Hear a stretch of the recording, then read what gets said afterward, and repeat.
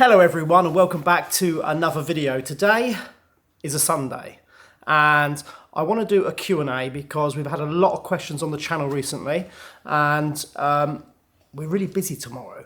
Something really interesting is happening and it won't give us enough time to film and edit a video. So we're going to do this today and Ryan's here, he's helping with the cameras and he's got some really juicy questions. So fire away, Ryan.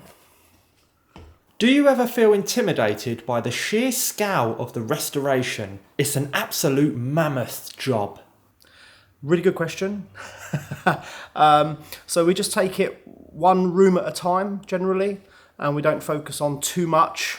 If you start doing one project and another project at the same time, or multiple projects, it's going to become really overwhelming. And with this place, I've got a budget for each room or part of the convent. So I need to try and stick to that. And if I'm doing too much at once, the budget will just fly away and it won't work very well. So we just focus at one room at a time.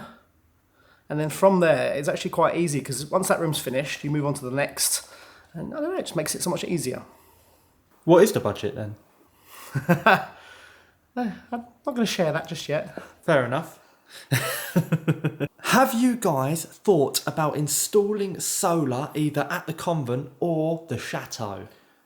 Yes, we have definitely thought about installing solar. At the chateau, Gwendolyn actually got a company to come in and do an entire survey and they tracked our electrical usage over about 4 or 6 months. And they suggested a huge 22 kilowatt solar sun tracker. I mean, it wouldn't be very pretty, would it? But if we put it in the right place, sort of out of the way, which isn't blocked by any trees at the chateau, it would be absolutely amazing.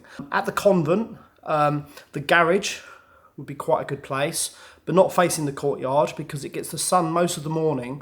But I think it would have to be on, like for a good setup, you'd have to have it on the back of the convent, on the back of the roof, and that would be probably the best place. But I haven't thought about it so much at the convent because we're not using a lot of electric here at the moment. Bit of a juicy question. Has Brexit had an impact on what you do? So with Brexit, because we don't live in the country for so many years, we couldn't vote.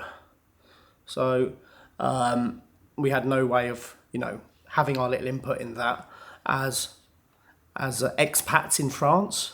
But for me, it's made absolutely no difference to anything because I'll elaborate a little bit more on that. I've been here for over a certain amount of years, so automatically I got my residency card for France, which is called a carte séjour, and we got that in the post. We had to do a bit of paperwork. All the family members have one, and they can be between 5 and 10 years, and we've all got a 10-year one. How do you go about planning such big projects at the convent? Do you have some huge schedule drawn up? With who does what and when?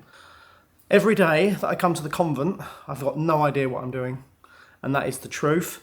Everything that I envisage or imagine, envisage, is that a word? It's a word. Or imagine for the convent is all in my head.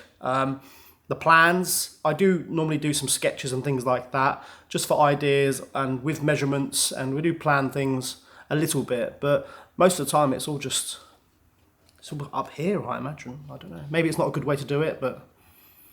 For an average video, how many minutes of footage do you take before you cut it down to your finished vlog?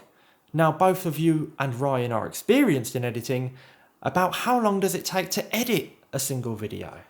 We can film for a whole day here and we will roughly end up with an hour or an hour and a half of footage. And that can be between 150 clips to 300 clips. Generally what we do is we start filming in the morning and then Ryan comes up here like during small intervals and just tries to put it together quickly. And then we sort of perfect that over the day. But generally it takes, I would say, 4 or 5 hours of editing during the day, maybe. Could be less, but there's a lot involved in filming a vlog, especially when there's a lot happening at once. Do you work together on the editing, or does Ryan do it all? Ryan does the majority of the edit, but I'll come in and just sit down and sometimes colour grade the clips, make the colours a bit better, or if some clips are overexposed, we can mess around with that a little bit, try and make it look better. But generally, Ryan does most of the editing at the moment. Can I ask what you find as the benefits of living in France over England? And are there things you miss or wish you had in France that you had in England? I actually don't really miss that much in England. The supermarkets in England are quite good, but they're just as good in France as well. But yeah, the odd trip to Tesco's is sometimes missed, and some obscure English products that you can't get in France sometimes are missed. But generally, no, not at all. Are there times when you just want to give up and sell everything? Never. Fair enough. Are any of the nuns still living that you know of? We haven't been contacted by any of the nuns or the sisters that used to live here. It would be lovely if any of them could contact us, or if you know of any, if there's anyone who knows of any relatives, it would be fantastic. The locals, we have spoke to quite a few locals, and the odd one does say, oh, my aunt used to be a nun here and things like that, but obviously they're deceased now. Is there room to give Rick an office as caretaker? He's becoming part of the family and he is catching the ladies' eyes. So cute. Yeah, no, Rick's a really nice man. He's really helpful. He doesn't stop working. He's an absolute fantastic person and asset to this project. But Rick doesn't live here. And, you know, he's got his own house and he's got his own wife to go home to every evening. So I don't think what Rick would do with an office, I'm not sure. He's not really sitting down with an office, or, I mean, there's communal areas everyone can share. Rick's got his own little table which he puts his bag on every day, and he says, that's my table. And I think that's enough for him. What is the people to ghost ratio at the convent? Any video captures?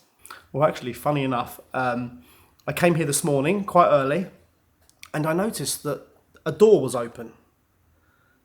So as you go into the courtyard, you've got the nice bit, and then you've got obviously the lights, the plants. That main door was wide open.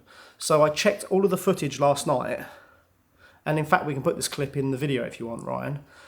And I don't think it was windy. It was raining, but I couldn't hear if there was any wind. But the door, while I assumed it was locked, just randomly opened and stayed open all night long. And it was open this morning as well, so that's a bit spooky. It is indeed. Are you going to turn the backyard of the convent into a fabulous garden? What are you going to do with it?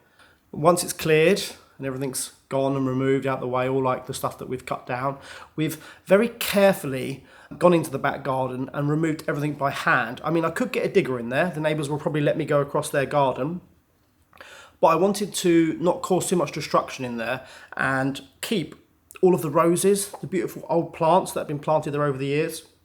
We've kept every fruit tree. Unless one was dead, then we cut it down because a dead tree doesn't help anyone. But other than that, yeah, I do intend to turn it into a beautiful garden like it once was. Final question. What is the reaction to your fellow townspeople to the work that you have done with both the chateau and the convent? Have any expressed a hope for use of the convent in the future?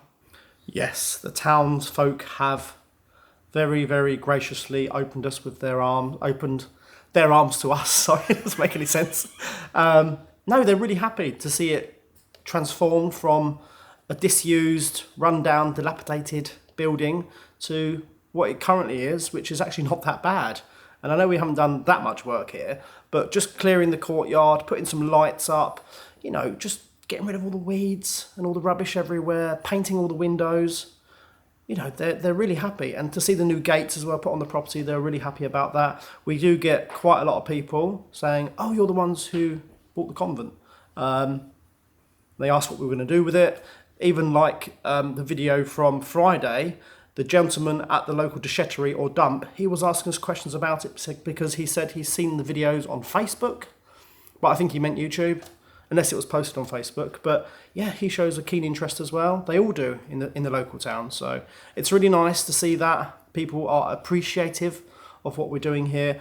And yeah, I hope it remains that way. Are we done? Are we done? We are done. Hope you enjoyed the 2-camera setup today. We're trying a new little thing. Yeah. Hope you enjoyed this video. And back to Billy. I just wanted to show my face. Well, thanks for that, Ryan. Well, thank you everyone for watching the video today. This video is going out tomorrow, which is Monday.